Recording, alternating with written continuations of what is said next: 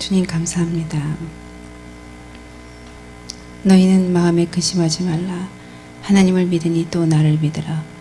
내 아버지 집에 거할 곳이 많도다. 그렇지 않으면 너에게 일렀으리라. 내가 너희를 위하여 처소를 예비하러 가노니 가서 너희를 위하여 처소를 예비하면 내가 다시 와서 너희를 내게로 영접하여 나 있는 곳에 너희도 있게 하리라. 주님 감사합니다. 저희들에게 영원한 처소를 말씀하시고 그것을 영원하게 하시고 그것을 소망하게 하심을 감사합니다. 주님, 우리 안에 오픈 헤븐이 열리게 도와주시옵소서. 열린 하늘을 사는 자들이 되게 도와주시옵소서. 날마다 열린 하늘이 되게 하여 주시옵소서.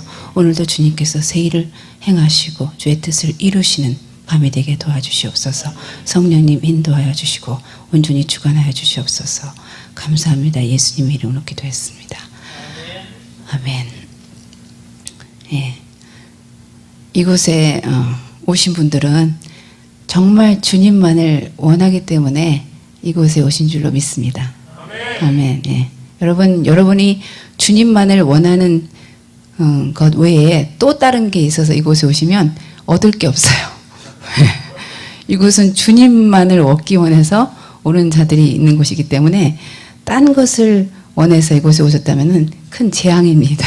예. 다른 곳에 가셔야 돼요. 예. 그런데 우리가 정말 주님만을 원하게 되면 그때 오픈 헤븐이 되는 것입니다. 예. 오픈 헤븐이 따르게 해서 되는 게 아니에요. 내가 주님만을 원할 때, 정말 내 소원이 주님밖에 없게 될 때, 그때 우리 각자가 오픈 헤븐이 되는 것입니다. 그래서 저는 날마다 오픈 헤븐을 살아요. 예. 날마다 열린 하늘입니다. 날마다 그 하늘로 들어가서 하늘의 양식을 취하고 그 양식 안에서 배부르고, 배고픔이 뭔지도 알지만 배부름이 뭔지도 아는 거예요. 충만하게 채워지는 것이 무엇인지 아는 거예요. 그러한 상태 안에서 늘 거하는 거. 그것을 저는 극도의 쾌락이라고 부릅니다. 제가 말할 때 극도의 즐거움, 극도의 쾌락. 그래서 C.S. 루이스가 쓴 스크랩 테이프 편지에 보면은 그 마귀들이 하나님을 뭐라 그러냐면 쾌락주의자다. 그렇게 말해요. 근데 저도 동의해요. 하나님은 쾌락주의자세요. 근데 나쁜 쾌락주의자가 아니고 정말 진정한 쾌락을 가지신 분이에요. 그래서 그분이 오픈 헤븐 했을 때 우리 안에 극도의 쾌락이 주어져요. 그리고 그 극도의 쾌락 가운데 우리는 사는 것입니다. 생명이 임하시는 것이고 소망이 임하는 것이에요. 담대함이 임하고 확신이 임하고 거기에는 두려움이 절대로 존재할 수가 없는 그곳에 늘 거하는 것입니다. 아멘. 예, 그래서 하나님만을 원하는 것은 엄청나게 행운인 것이에요. 하나님만을 원할 때 다 얻는 것이거든요. 근데 마귀가 우리를 속이는 것은 하나님 플러스 뭐를 원하게 해요. 그럼 그만큼 제한되는 것이에요. 그만큼 주님을 얻지 못하는 것입니다. 그리고 우리가 그만큼 다른 것에 신경 쓴 만큼 우리는 발목을 붙잡히게 되는 것이에요. 근데 정말 주님 자신만을 원할 때 주님 자신을 여러분에게 주십니다. 아멘. 예, 그 믿음을 가지세요. 예, 영원한 즐거움이신 그분과 영원토록 함께 거할 그 상상 못할 그 즐거움, 그것을 눈 꿈꾸는 거예요. 예, 그 꿈이 있는 자에게 하나님이 계속적인 소망을 부으시는 거예요. 그래서 그 소망을 계속 가지다 보면 남에게까지 전달이 되는 것입니다. 예, 소망이 없는 자들이 엄청 많죠. 너무나 많은 사람들이 절망 가운데 자포자기하고 있고 자기가 왜 사는지, 무슨 방향을 위해서 사는지, 어떤 목적을 위해서 사는지 초점 없이 사는 사람들이 너무나 많습니다. 그런데 우리가 진정한 그 소망을 가진 자로서 소망을 묻는 자에게 그 소망의 이유를 밝히 알리는 자가 되어야 됩니다. 그래서 수많은 사람들을 살려내는 자가 됩니다. 아멘. 예, 사람들은 다른 게 부족한 것이 아니라 그 안에 한 가지 소망이라도 있으면 하나님 다른 사람들은 살아요. 우리가 늘 노인 되시는 분들이 뭐 일할 게 있으면 사신다 그러잖아요. 네? 뭔가 그 늦둥이라도 있어서 얘 시집 보낼 때까지 결혼할 때까지 살아야겠다. 그리고 어떤 노인분들은 생일 꼭 지나고 사신다 그러잖아요. 네? 생일은 꼭 지키고 그러고서 하신다. 죽으신다.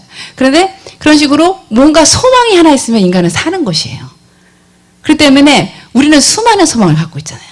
엄청난 소망을 부여받은 자들이기 때문에 수많은 자들이 한 가닥의 소망도 없이 사는 그들을 보고 그들을 살리는 자로 우리를 하나님께서 불러주셨습니다. 예.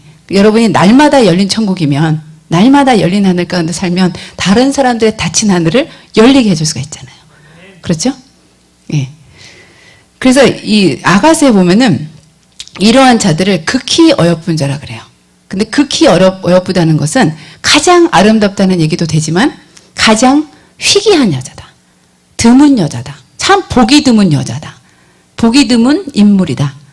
우리가 그러한 소명으로 불림받았습니다. 우리는 참 희귀한 존재들이에요. 이 땅에서.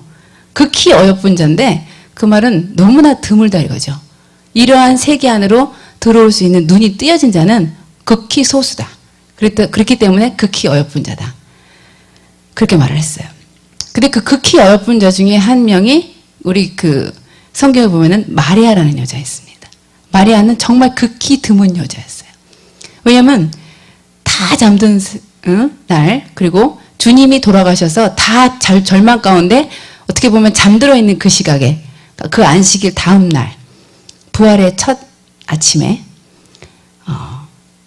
새벽 일찍, 꼭두 새벽처럼 주님의 무덤가로 가서 그를 예수님을 만나고자 하는 그 소망을 붙들고 그 무덤가로 일찍 나아가지 않습니까?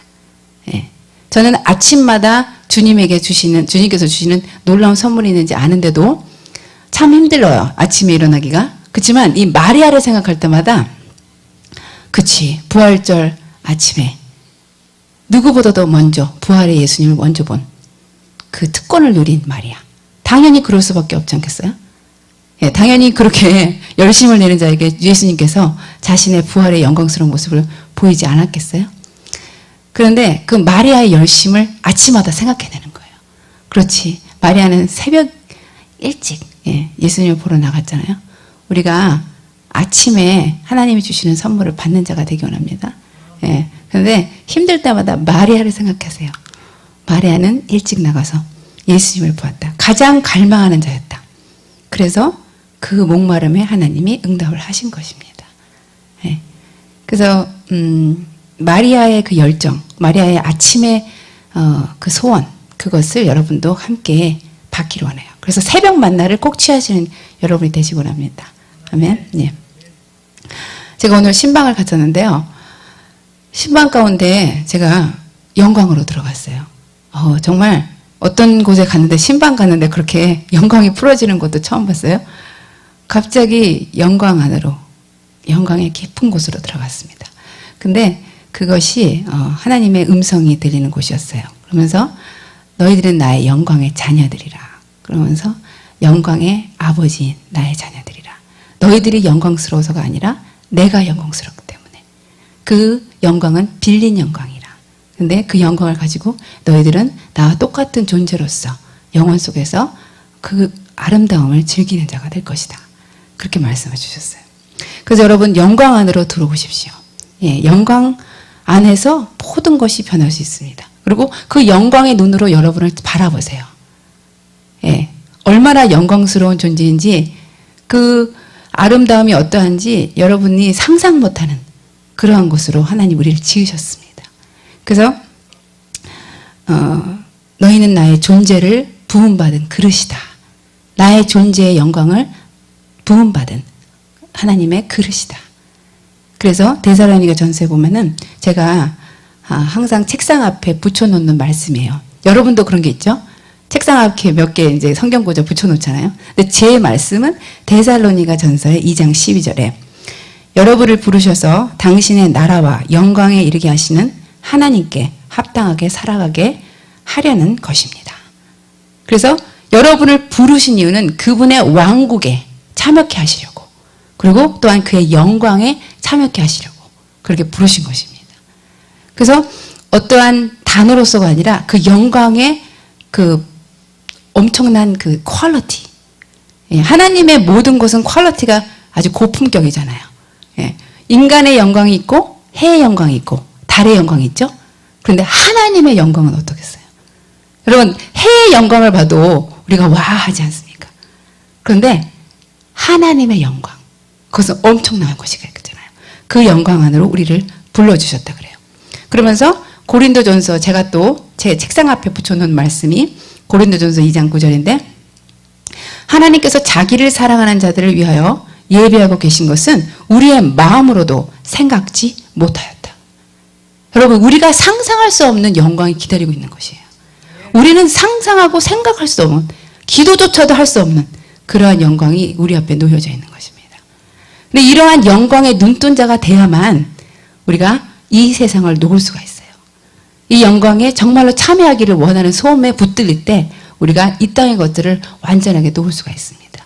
그리고 정말로 하나님만을 원하는 자가 될 수 있는 것입니다. 그럴 때 획기적인 돌파가 일어날 것입니다. 아멘. 네. 여러분, 우리가 열린 하늘에 늘 살고, 계속적인 돌파를, 획기적인 돌파를 이룰 수 있는 그것은 정말 하나님의 그 영광스러운 영광을 보고 그 영광에 붙들린 삶을 사는 것입니다.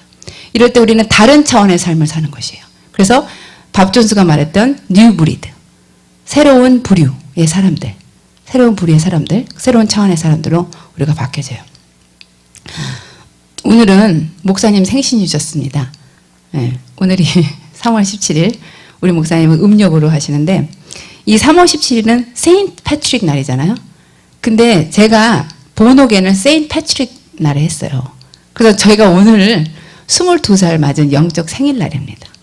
그래서 목사님 생신과 제 생일이 겹쳐졌어요. 근데 이 세인트 패트릭 날은 초록색을 입는 날이래요. 근데 오늘 제가 그냥 초록색을 입었거든요. 근데 초록색 안 입으면 누가 꼬집는다 그러더라고요. 여러분 옆에 있는 사람 오늘 꼬집어야 돼. 그런데 이 날이 제가 세인트 패트릭 날에 본옥엔 했는데요. 정말 어제는 세상을 쫓던 사람이 하루아침에, 하룻밤 사이에 중생을 경험하고 완전히 변한 거예요. 어제의 내가 아닌 거예요. 어제의 내가 오늘의 나와 완전히 다른 거예요. Before and after. 그게 하룻밤 사이에 그냥 정해졌어요. 여러분들 어떤 사람들은 영적 생리를 저처럼 기억하는 사람이 있어요. 근데 어떤 사람들은 그걸 모르는 사람들이 많죠. 우리 목사님도 모르세요. 근데 저는 이제 영적 생리를 기억을 합니다. 정말 세상이 다인 줄 알고 그것만 추구하고 살던 사람이요. 세상의 잣대, 세상의 외모, 세상의 기준, 그것이 다인 줄 알고 쫓던 그런 삶이었어요. 근데 하루아침에 바뀐 거예요. 세상을 완전히 다 던져버린 거예요. 그리고 이제는 새로운 잣대를 짚게 된 것입니다.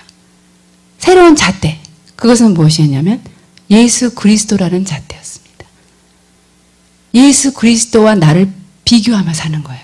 예수 그리스도와 내가 얼마나 닮아 있는지, 예수 그리스도의 잣대, 예수 그리스도의 기준, 예수 그리스도의 그 형상, 그것과 내가 얼마나 닮아 있는지, 그것만이 나의 가장 큰 이유가 되는.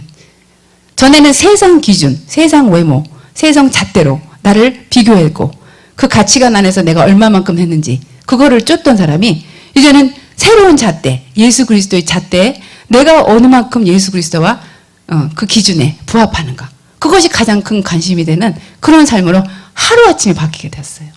아멘. 이것이 하나님의 은혜지 않겠습니까? 그죠? 세상이 다인 줄 알고 살았는데 그것은 아무것도 아니고 예수 그리스도 그분만이 가장 중요하고 가장 중차대한 그런 이유가 되는 그런 삶을 살게 되었어요. 그래서 그분을 사랑하는 것이 자연스럽게 제게 임했습니다. 그분을 만나고 나니까 그분을 만나고서 그분을 사랑하지 않고서는 배길 수 없어요. 그분은 너무나 아름다우시고 너무나 거룩하시고 너무나 사랑스러우신 분이기 때문에 그분을 만나고도 사랑하지 않고는 배길 수 없을 거예요. 그래서 그분을 사랑하게 되는 것이 자연스럽게 제가 이루어졌어요. 그래서 사랑의 표현으로 제가 선교사가 되기로 결심했습니다. 그래갖고 신학대학원을요, 반대를 우리 가족 모두가 반대하는데 예, 우리 가족 모두가 정신이 나갔다. 제가 유학 가더니 너무 외로워가지고 조금 돌았다. 그러면서 이제 한국으로 들어오면 잘해주자. 그래서 맛있는 것도 막 사주고 예쁜 옷도 입혀주고 그러면서 완전히 나를 좀 어떻게 구워 삶으려고 했는데 제가 안 넘어갔죠.